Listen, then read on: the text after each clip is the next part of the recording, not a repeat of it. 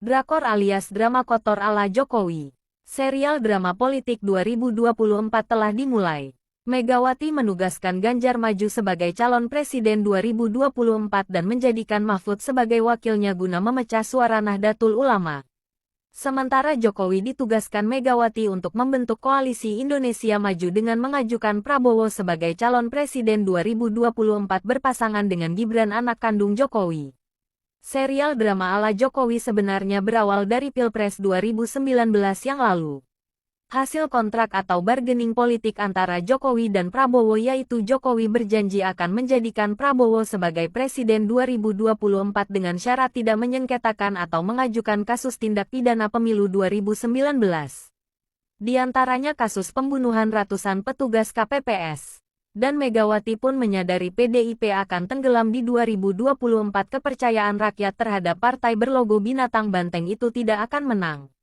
Maka Megawati menugaskan Jokowi membentuk koalisi besar dan cawe-cawe ke ketua umum partai. Akhirnya terbentuklah koalisi Indonesia Maju. Drama politik pun dibuat terkesan antara Megawati dan Jokowi berseteru, padahal mereka ingin menipu para pendukung PDIP yang fanatik dan bodoh. Bagaimana cara memenangkan suara di Pilpres 2024? Maka Ganjar dipasangkan dengan Mahfud guna memecah suara Nahdlatul Ulama. Ganjar hanya tumbal politik. Jika PDIP serius ingin menang di pemilu 2024, pasti akan memunculkan Puan Maharani sebagai calon presiden. Karena Megawati menyadari PDIP sudah 2 periode berkuasa dan tidak bisa menang di Pilpres 2024. Maka Ganjar dijadikan tumbal. Tetapi Megawati dan Jokowi masih tetap ingin menguasai parlemen dengan cara memajukan Gibran sang putra mahkota sebagai pasangan Prabowo. Keanggotaan Gibran dan Jokowi masih berstatus anggota partai PDIP. Keduanya belum ada pemecatan atau pengunduran diri dari partai PDIP bergambar binatang banteng itu. Segala cara pun ditempuh dengan mempolitisasi MK agar merubah syarat batas usia calon wakil presiden.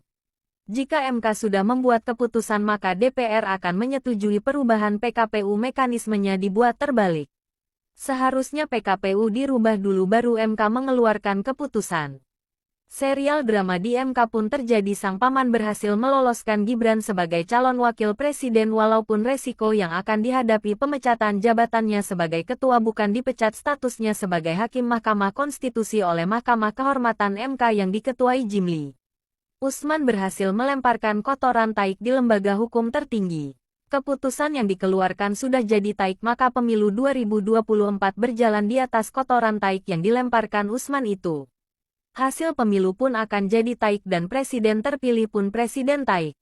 Dan Ketua Majelis Kehormatan MK, Jimli pun bersandiwara dalam memutus pelanggaran kode etik Usman.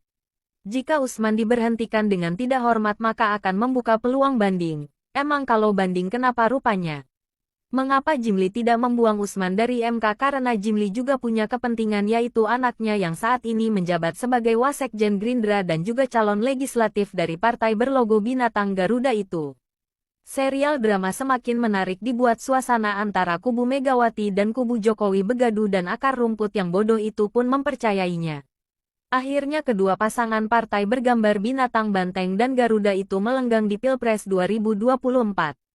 Keberhasilan drakor drama kotor ala Jokowi yaitu telah mewujudkan kontrak politik dengan Prabowo dan menjadikan anaknya sebagai wakil Prabowo bertujuan untuk melindungi dirinya dari jeratan hukum yang berlapis.